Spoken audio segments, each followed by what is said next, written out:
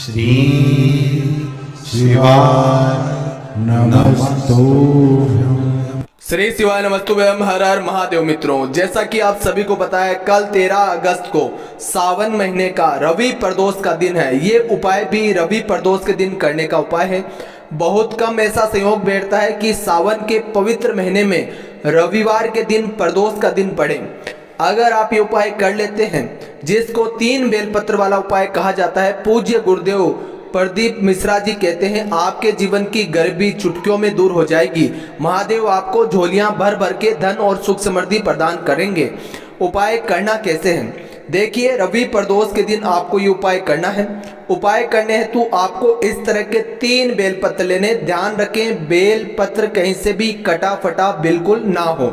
उसके बाद में आपको क्या करना है, महादेव के मंदिर जाके, जैसा कि आप सभी को पता है कि महादेव की जो पुत्री है अशोक सुंदरी, उनका ये स्थान होता है जहां से पानी नीचे की तरफ जाता है। ये जो बीच का भाग है जहां पर एक लाइन सांपनुमा बनी रहती है, ये माता अशोक सुंदरी का स्थान होता है।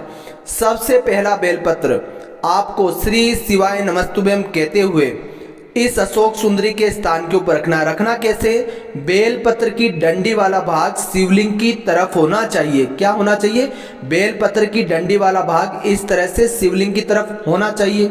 हो गया। अब दूसरा जो बेलपत्र है वो आपको, जो भी शिवलिंग होता है उसके ऊपर जलधारी होती है, यानी शिवलिंग के ऊपर आपने देखा होगा एक बर्तन होता है जिसके अंदर से जल शिवलिंग के ऊपर टपकता रहता है। अगर किसी शिवलिंग के ऊपर वो है तो दूसरा बेलपत्र आप वहां पर समर्पित करेंगे, क्योंकि वो स्थान महादेव की 5 पुत्रियों का स्थान है, जिनके नाम आप स्क्रीन पर देख सकते हैं।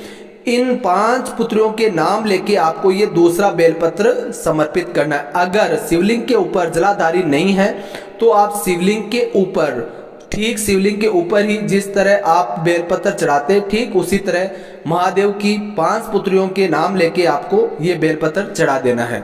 अब तीसरे बेलपत्र का क्या करना है?